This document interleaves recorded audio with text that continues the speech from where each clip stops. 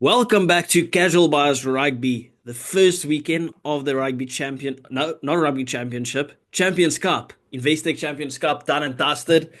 Aiden, this is your first one ever that you're actually like a fan and you watch it from start to finish. How did you experience the first weekend? Well, firstly, how are you? And then you answer them. I'm very good, thank you, mate. It's been dealing with the rubbish weather. We've obviously have a big storm here in the UK, and as you noticed from some of the games, the conditions were atrocious. But Yeah. I've been inside, keeping dry, keeping warm, so no complaints from me. Uh, but yeah, this has been an interesting introduction to Champions Cup. Uh, Bizarre conditions, bizarre games, bizarre score lines, and bizarre amount of cynical play and cards. Yeah. No, listen, let's actually start off with that, right? Because you brought it up a little while ago, a couple of days ago, yesterday, I think, actually. What was that? 30 cards in all of the games? Yeah, I I've think so. I never think seen numbers just like that. under. Yeah. More than two cards a game on average over 12 games is mental. Yeah. Every team just felt like they wanted to one up the other one. The Yeah, Sharks should have, at one point, the Sharks should have been 11 men. Like, it was crazy. yeah, it's absolutely mental. Yeah, there were five cards in the Shark Exeter game. Five. Yeah, so I mean, I don't know what it is. I don't know if it was something in the water this week, but I've never seen a collective group of people make so many stupid decisions. It, Um, blatantly stupid, by the way. If you think about the red cards, we saw someone nearly kill Marnie Lubbock. We saw yeah, a tombstone pile driver. I mean, it took you right back to the golden era of WWE, right? We yeah, saw a and lovely little swinging arm, like it's yeah. nothing. It's Yeah. it's an interesting one because like if you were to just say before all these games of rugby you said, right, in this round of Champions Cup there are going to be 30 cards, everyone would be like, well, this is a reffing problem. We can't be having this many cards. Something must All be of wrong with them the are way things are valid. being reffed. All of them valid. They were complete yellows and reds. Like there is nothing controversial about them. They were just cynical errors plain as day. Except the shaky one yesterday with Bristol versus Leinster, where like two props just get sent off. I've never seen that, by the way. Like I've Yeah, that seen was like that was guys the give first. away penalties, but this guy was just like, yeah, fuck it, boom, there you go. See you later, champ. Anyway, let's get into the games because there's a lot of talking points. We'll start off Yeah. with Friday night's game actually. La Rochelle versus Bath, or Bath versus La Rochelle. Obviously, Bath at home. Now, I had my prediction for Bath. I did not expect Storm Bettina, whoever that was, right, to come in Yeah. and absolutely soak the field up. Because usually with games like this, we saw it with South Africa that took on Australia. Was it the game in Sydney where it rained like that, like an extreme amount? Yeah. It usually just turns into a game where the team with the more physical forwards or the stronger forwards, the stronger pack, they usually get the upper hand and they usually win the game. And Bath lost the game in that first half. You know, you can't give the likes of a quality team like La Rochelle that amount of dominance, give them a three-try lead, and then try and fight your way back. It was a valiant effort at the end by Bath, but in the end, La Rochelle deserved to win that game. They just played the game better, and Bath just couldn't learn from their mistakes at all. And you called it exactly. La Rochelle by 4 points.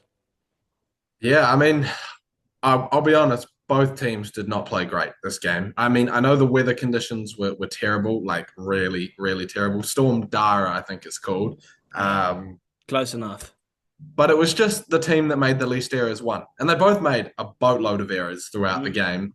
But La Rochelle were always just a little bit more clinical. And I say that loosely because they weren't clinical. But they held it together better. As you said, their forwards had more go forward.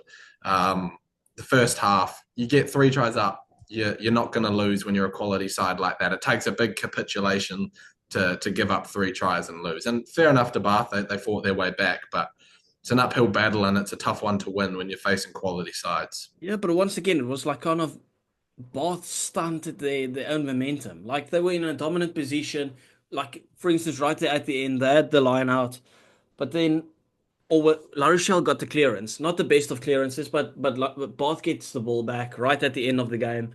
But because I don't know if the guy's ego just got in the way, I'm not sure who that Lucy was. That just like bumps the kicker after he's kicked the ball, just like a late shoulder charge, just a silly penalty to give away.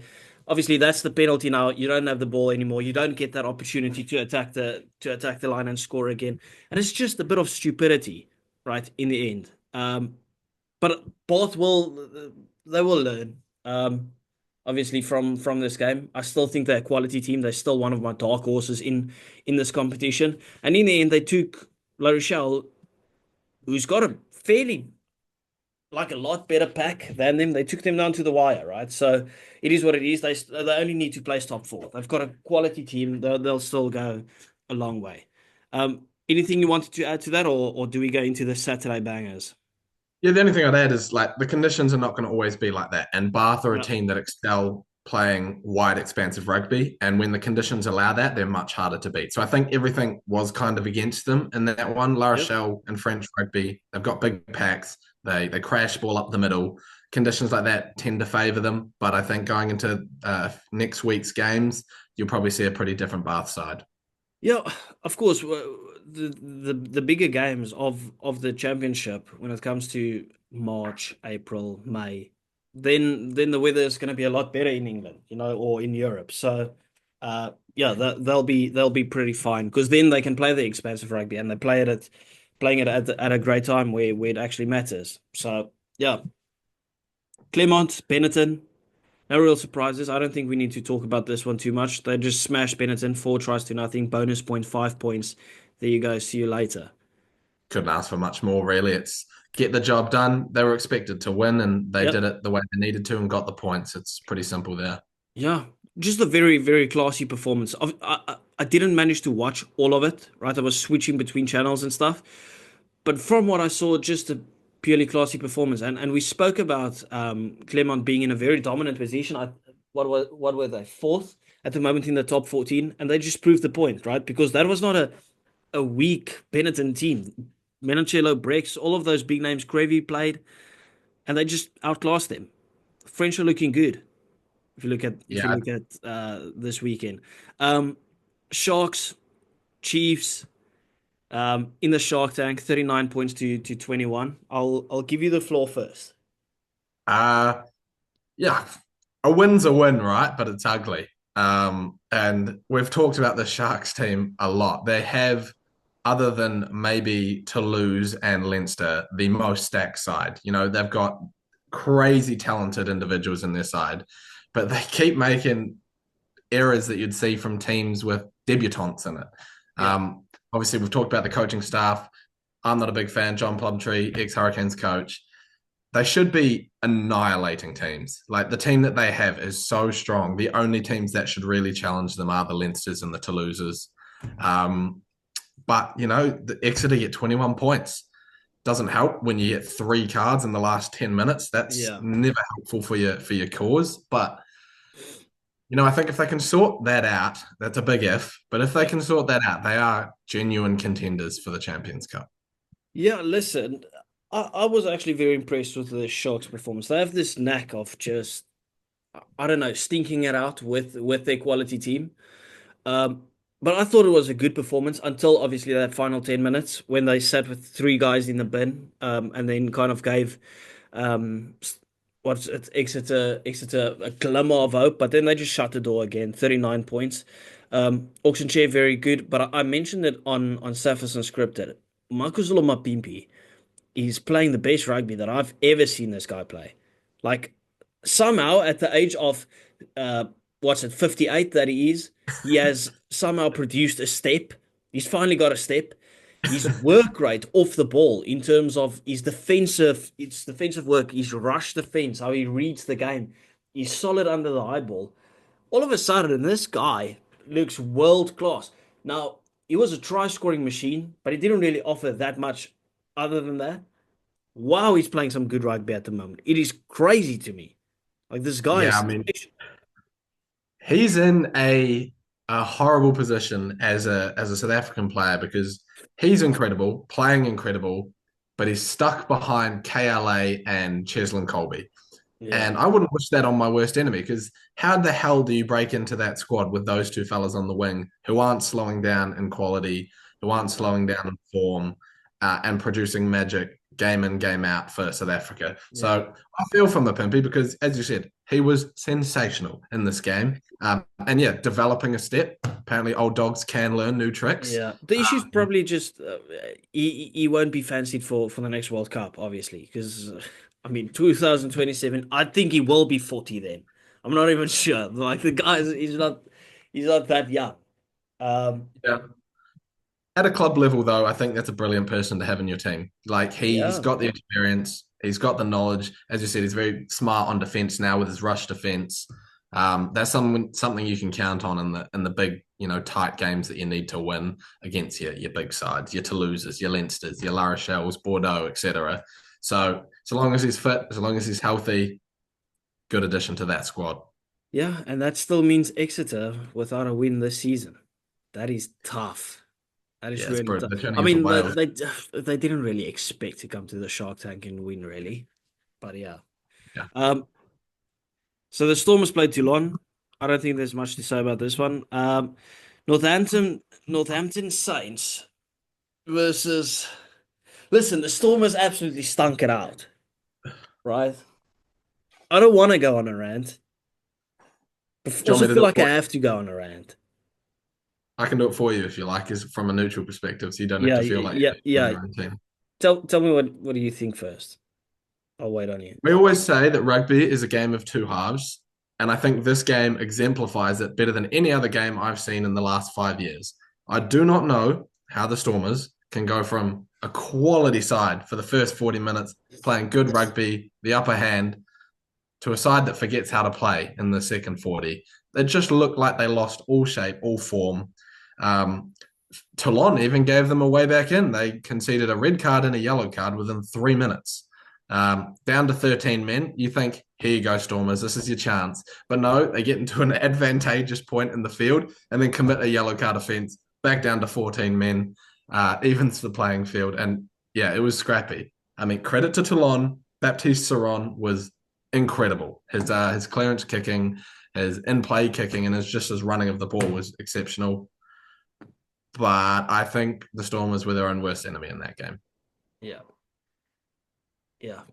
Saron and Villiers on the wing. Also Yeah, just like a little menace who's absolutely everywhere.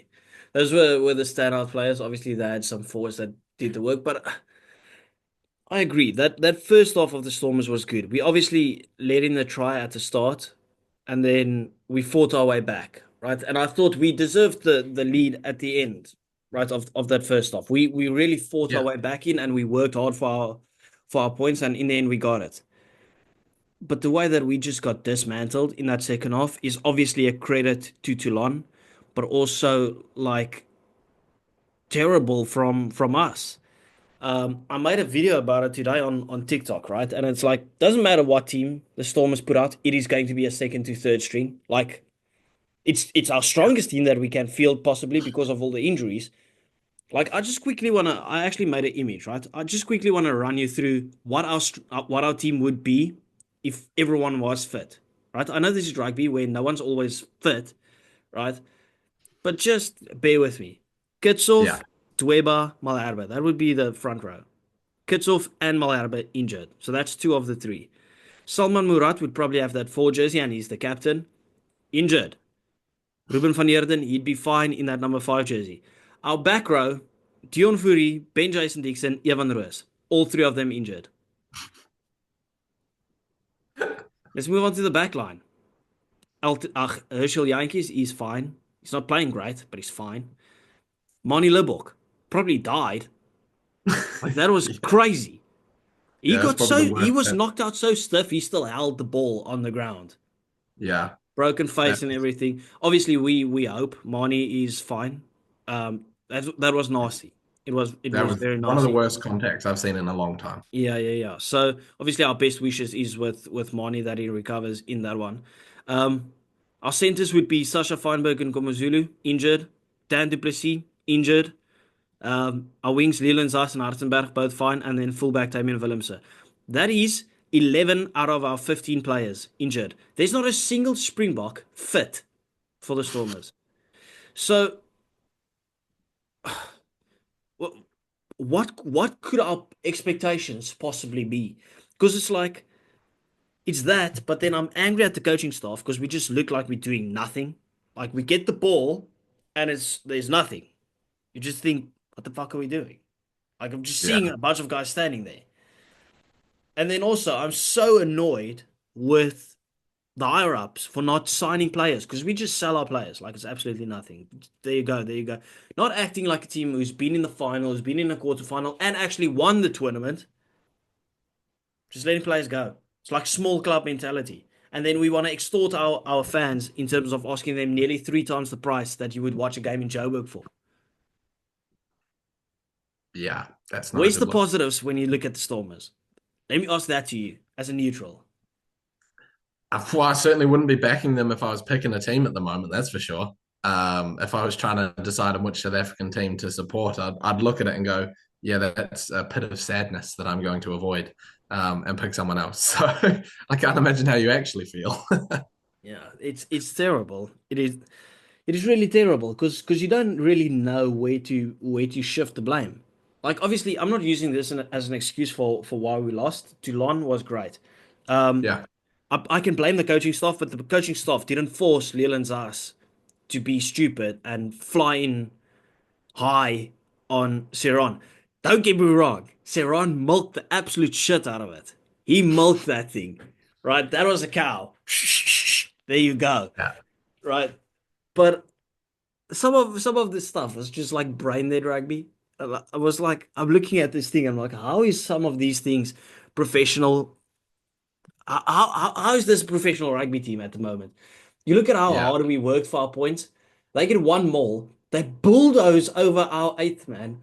Like it doesn't even exist, right? He just blatantly misses a tackle and they go over and score. It's like, what was all our hard work for? Right? You're just gonna miss and slip off tackles. Like they're not there. yeah. Feel like we could probably talk about this all night. So let's maybe move to the next game Yeah. before we spend 40 minutes talking about the woes of the Stormers. Yeah. My bad. Sorry people for having my little rant there. That's just called passion fanism. Yeah, Um, Saints versus Cast, or Cast, however people pronounce it. Saints, we I have no said that with their strong team, they could get back into form. Obviously, Cast, they're not the strongest team in the world, but convincing victory, 38 points to 8, in those strong winning conditions. You'll take that. Yeah, I mean, people are questioning Northampton a bit this season. Obviously, they won the Premiership last year and they haven't been in the same form they were. They lost to Gloucester, but they were sort of been discounted a little bit. And this is a performance that they can go, hey, no, we're still, contenders. And they are one of the better English sides. So I think they'll be on people's radar now.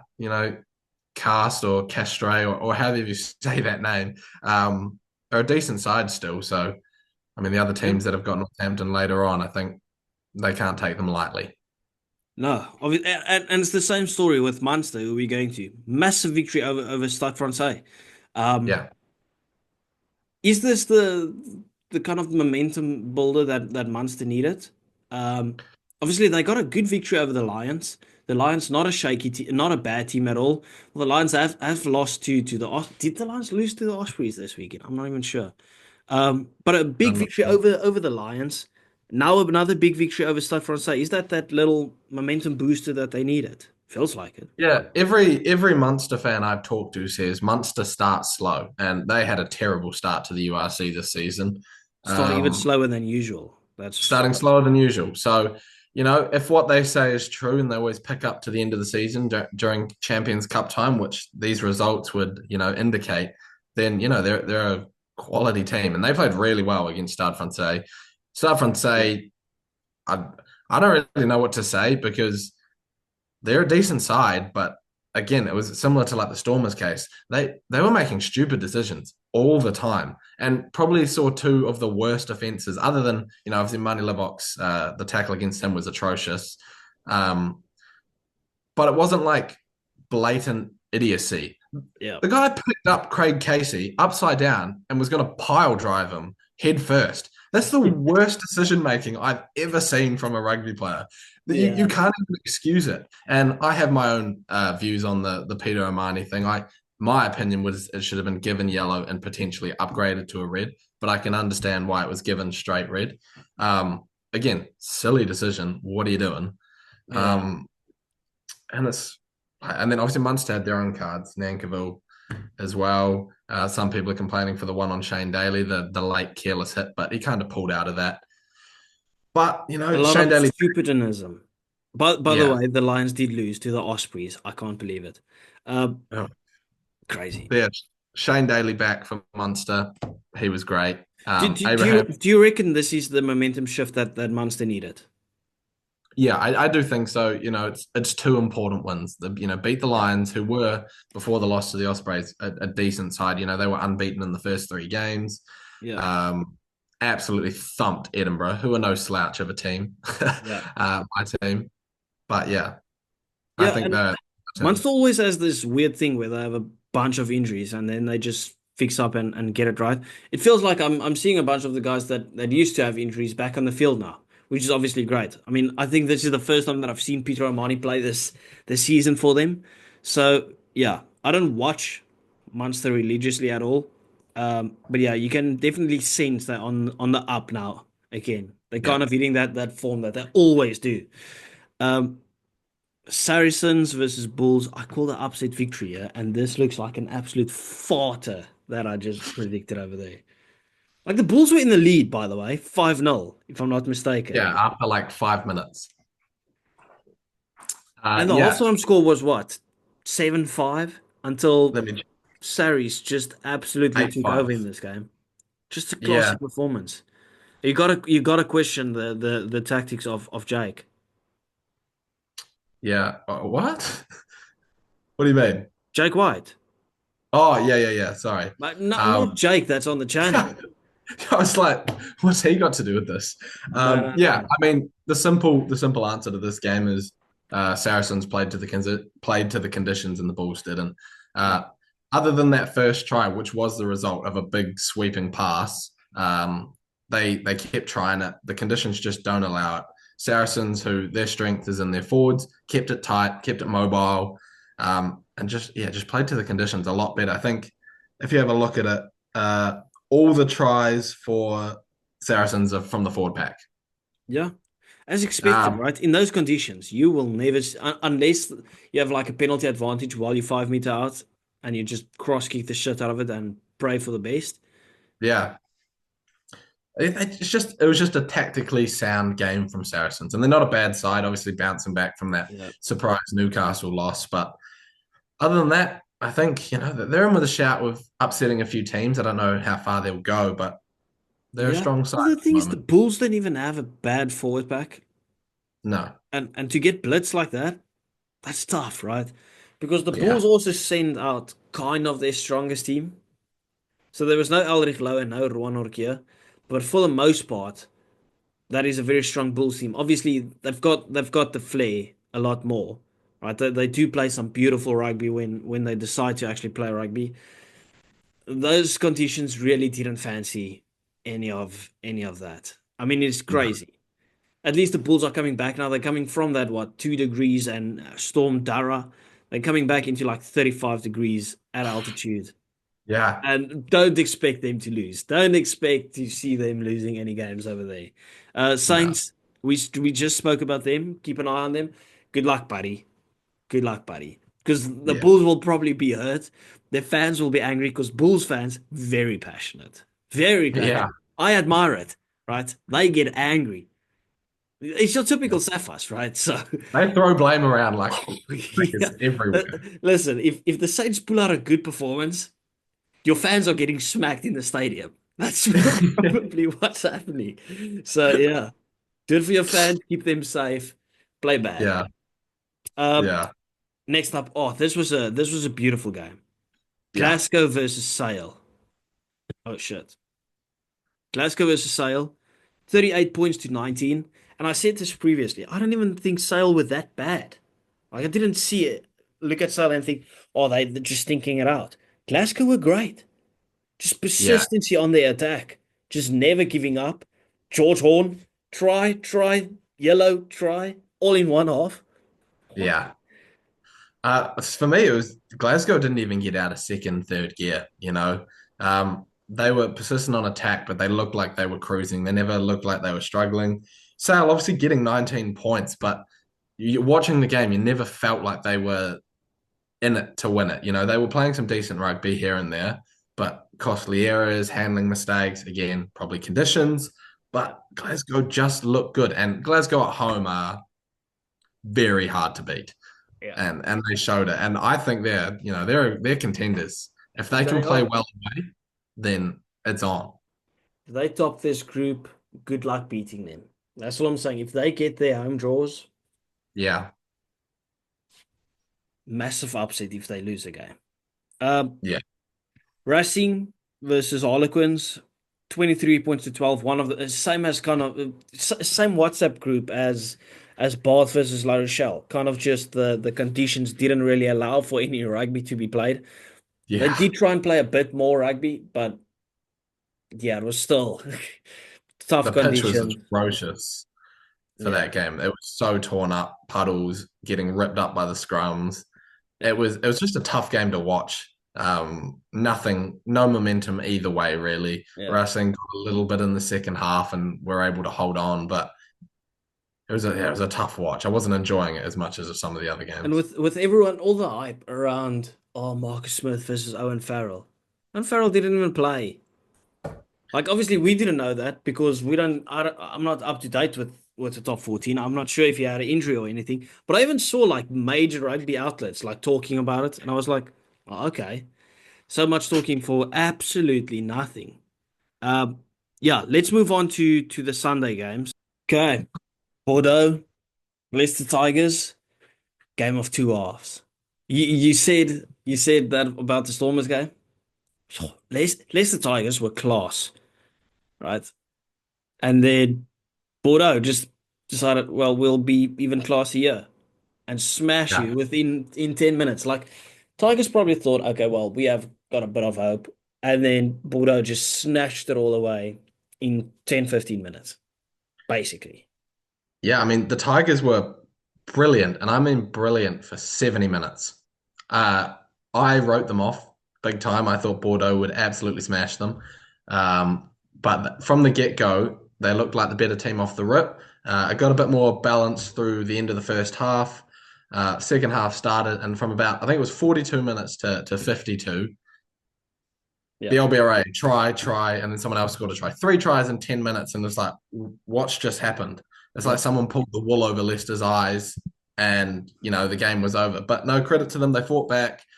There was a consolation try at the end, uh, set up by Freddie Stewart intercepting a cross kick, which you and I both needed to not be intercepted, so our predictions would have been pretty much bang on. By the way, Uh, people, do join our Super Brew prediction league. It's not too late. If you miss round one, you will be given the average of everyone, so you won't start on zero or anything like that, which is a bit of a cheat code. But get yourself in there. I'll have the link in the bio again. yeah, get and enjoying that. But yeah, intercepted by Freddie Stewart, and then eventually that they made their way to the other end of the field, got a penalty, and then scored a try, which makes it look closer than it was. But I mean, Leicester Tigers were really good for that game and punched well above their weight for sure, especially traveling to Bordeaux and playing there.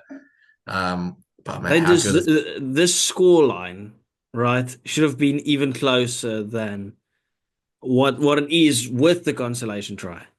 Like yeah, Leicester Tigers, in my opinion, that wasn't that the bonus point try for Leicester Tigers? Did they get the 1 point there? yeah, Yes, they did. That's obviously great for them, but they deserved more than that. If they could have scored another one, give them 2 points out of this game because that's just how well they played.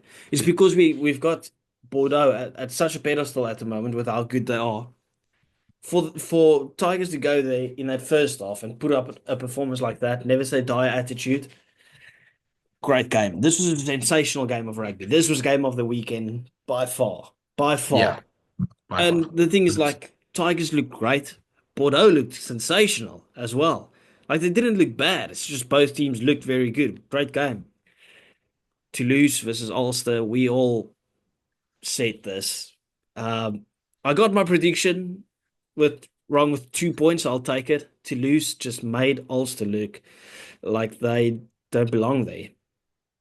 Can't believe they got 21 points somehow. But Yeah, I said in my video on my channel that it felt like charity points.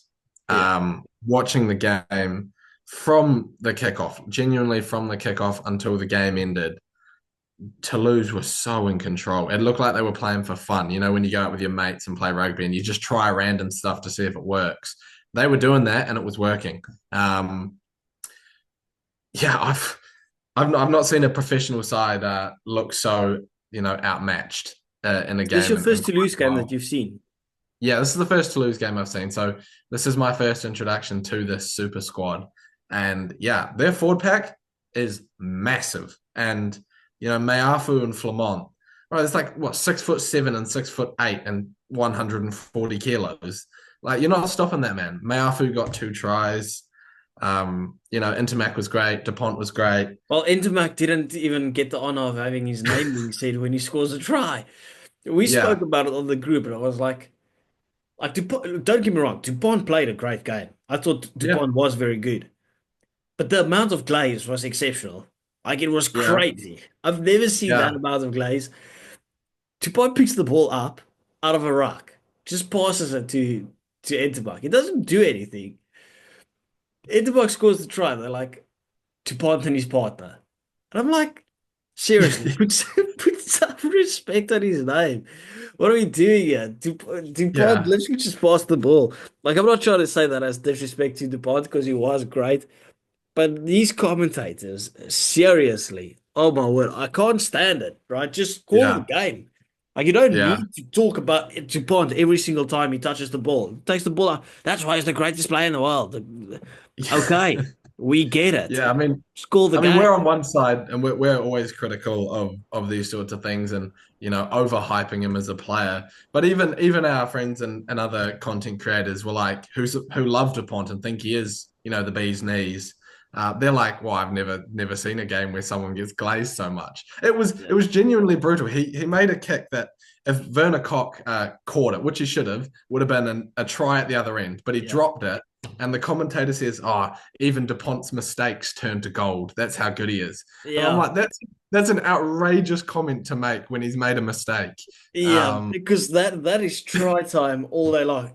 The same with the Iran backwards the one time, right? And he just got the pass away. It's like, well, most coaches would tell you you should never do that unless you're Antoine Dupont. And I was like, okay, okay, enough yeah, is like enough. But to be clear, he's an overall, incredible player, but man, of course, he's brilliant. He's absolutely brilliant. Ulster got smashed. yeah, This big time, was big time. after watching this, right? How do you beat this team? Hope and pray, I would Especially say. because their main competitors is Leinster. Let's talk about Leinster. Leinster could have easily lost this game to Bristol. That yeah, I mean, it was a tough game to watch. It was exciting in the first half, even though it was a really low scoring first half, 7-all. It was exciting. Bristol's, pace setting was incredible to watch. Harry Randall at the base of the ruck was electric. Yeah. Bill Madder off the back for them, I thought was incredible too.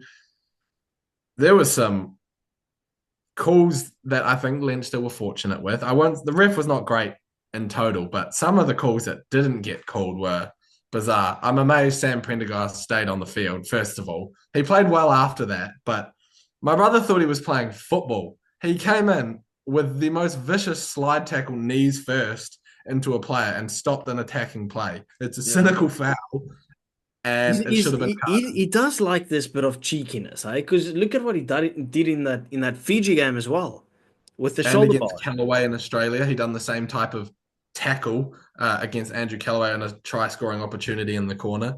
Um, yeah, it needs to be sorted out. And if I was an opposition team and he was starting, I would be going to the ref before the game and saying, "Can you look Oh out for no, this?" I just sent Peter Steph on him. Peter Steph.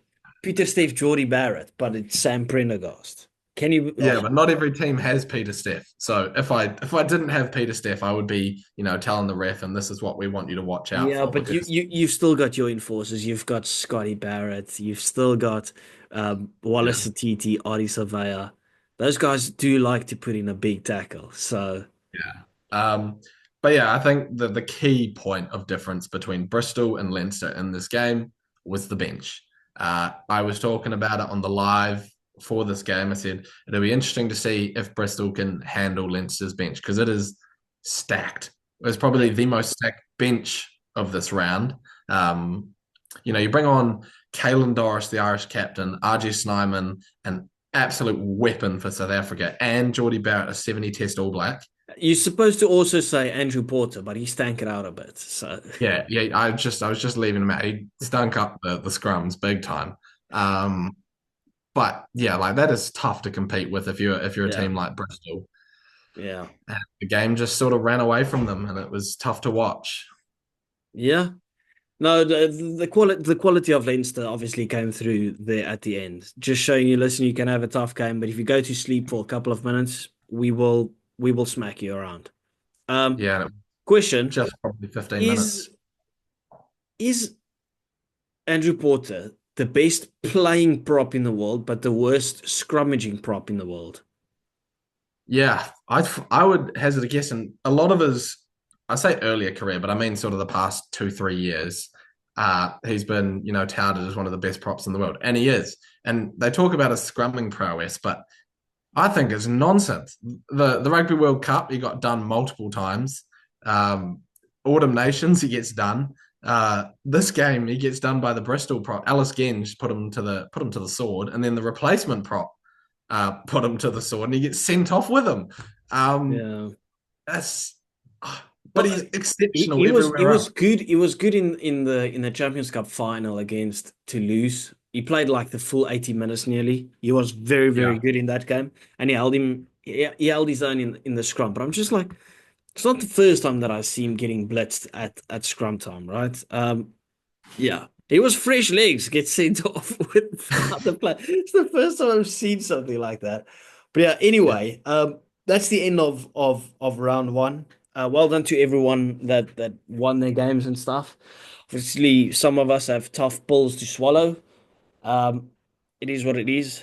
Uh, we'll see you guys again for the fan forum, either Wednesday or Thursday. We'll see. But please do remember to hit that like and subscribe button. We do appreciate you guys. Go to Aiden as Rugby Ramblings on TikTok. Give him a follow. And thank you everyone for watching. We will see you next time. Ciao.